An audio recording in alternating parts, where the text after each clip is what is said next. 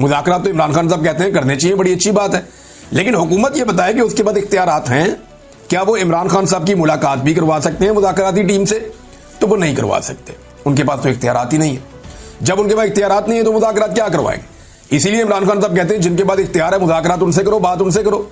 जैसे Donald Trump ने field marshal को बुलाया, उनसे बात की, उन्हें पता था बाकी सारे अर्दली हैं, इस आदमी के पास इख्तियार है, इसको बुला लो, बात करते हैं इससे।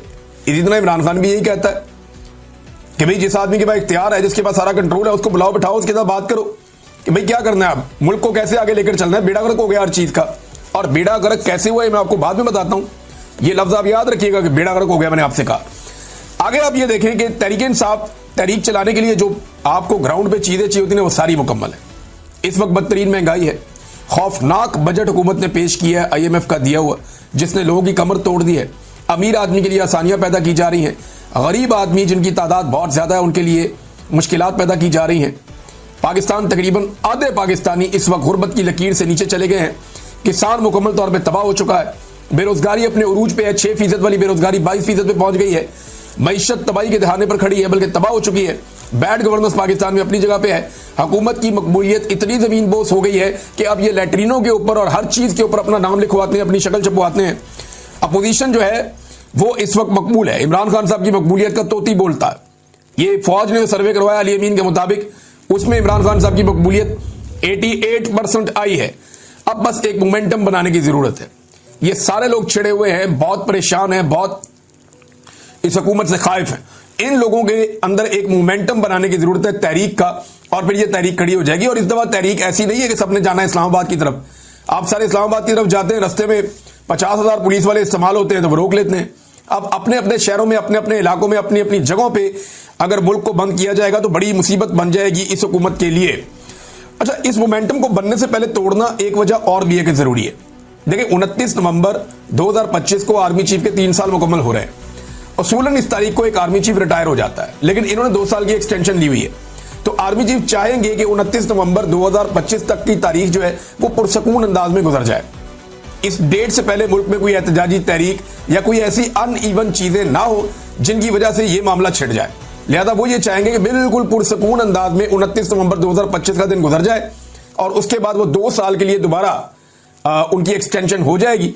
तो इस सूरत हाल में जो है वो फिर बाद में तहरीक चलती है तो देखेंगे क्या होगा, लेकिन वो चाहेंगे कि ये वक्त गुजर जाए, और इसके लिए कोशिश अब की जा रही है। और कभी मुज़ाकरात, कभी बैकडोर चैनल, कभी ये वाली कहानी, कभी ट्रक की बत्ती। तो ये सारी ट्रक की बत्तियां इससे पहले भी हमने ऐसी बहुत देखी हैं। इमरान खान साहब को तो बहुत दफा ऑप्शन दिए गए, यानी अब उन्हें क्या ऑप्शन दिया जाएगा। आमिर डोगर साहब ने जो इंकशाफ किया था वो ये देखें आप। आमिर डोगर साहब हैं, ये हामिद मीर साहब के प्रोग्राम में इंकशाफ कर रहे थे कि इमरान खान को जिस दिन गिरफ्तार किया गया उससे एक दिन पहले इमरान खान के पास कुछ लोग भेजे गए थे कि आपको सुबह गिरफ्तार कर दिया जाएगा, अगर आप मुल्क से जाना चाहते हैं तो लाहौर एयरपोर्ट पर जहाज खड़ा है, आप दुनिया में जहां जाना चाहते हैं जा सकते हैं। मगर इमरान खान ने बैरून मुल्क जाने से इनकार कर दिया।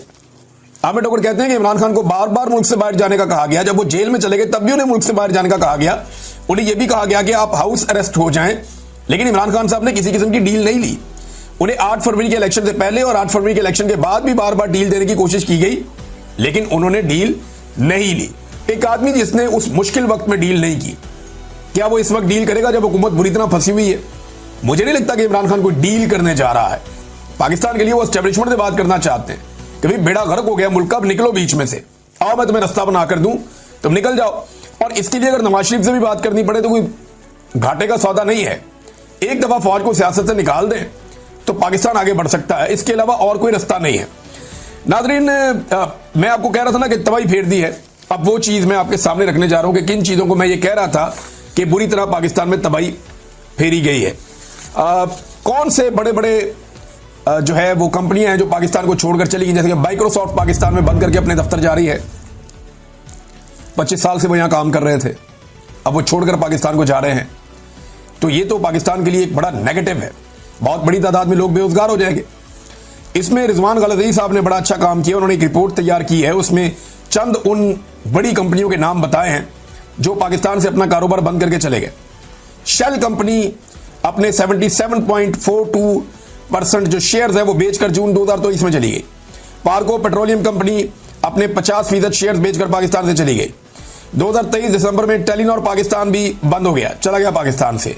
उबर कंपनी, यानी वो किसी और को बेचकर चले गए, उबर कंपनी वो भी बंद हो गई। और उनकी एक और कंपनी है क्रीम, वो भी बंद होने का उन्होंने ऐलान